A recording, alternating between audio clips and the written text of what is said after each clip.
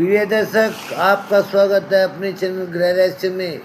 मैं आज दुर्गा सप्तशती का 7वां अध्याय का पाठ सुनाने जा रहा हूँ। कृपया इस कथा का उचित श्रवण करें। ओम मैं मातंगी देवी का ध्यान करता हूँ। वे रतन जड़ित सिंहासन पर बैठी हुई तोते को पढ़ाते हुए उसके मधुर शब्दों को सुन रही है। उनके शरीर का वर्ण श्याम है। वे एक पाँव कमल में रखे हुए तथा मस्तक पर अर्ध चंद्रमा धारण करती है तथा कलहार पुष्पों की माला पहनकर वीणा बजा रही है। उसकी चोली और लाल रंग की साड़ी पहनी हुई है। वे हाथ में शंख में पात्र लिए हुए, उनके शरीर पर मधु का हल्का सा प्रभाव जान पड़ता है और ललाट में बिंदी शोभायमान है।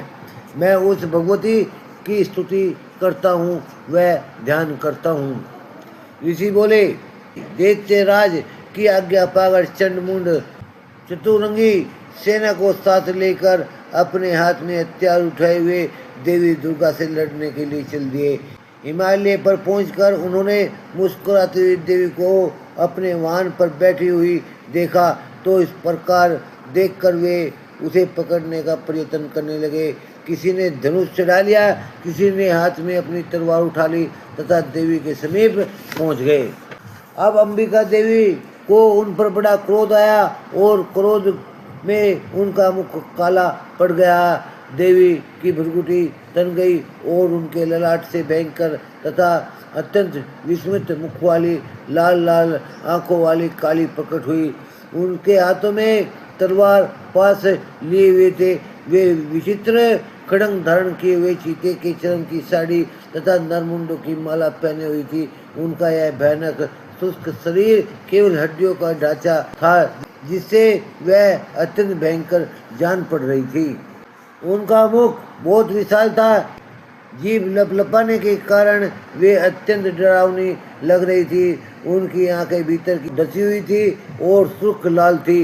वे अपनी भयंकर गर्जना से समस्त दिशाओं को गुंजा रही थी।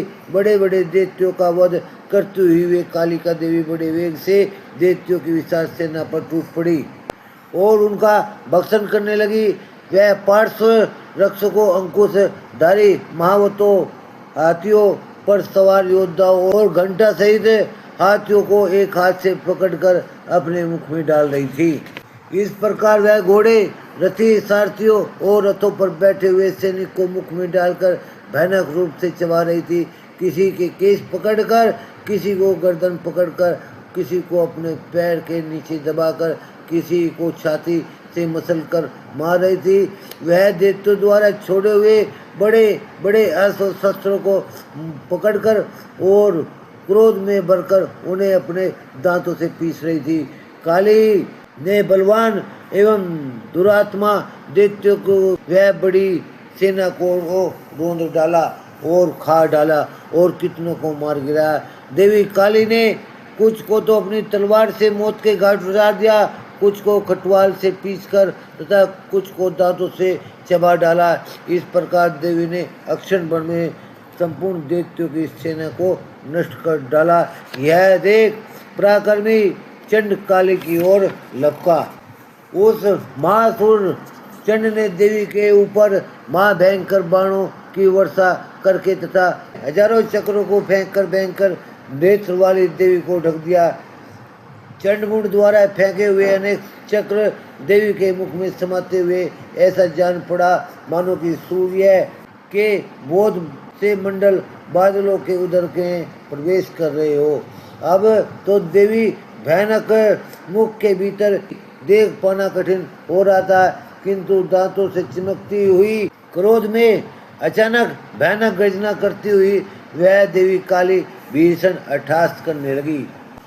तब देवी ने बहुत बड़ी तलवार लेकर हुम का उच्चारण करते हुए चंड की ओर दवा बोल दिया और उसके केस पकड़कर अपनी तलवार से उसका मस्तिष्क काट डाला।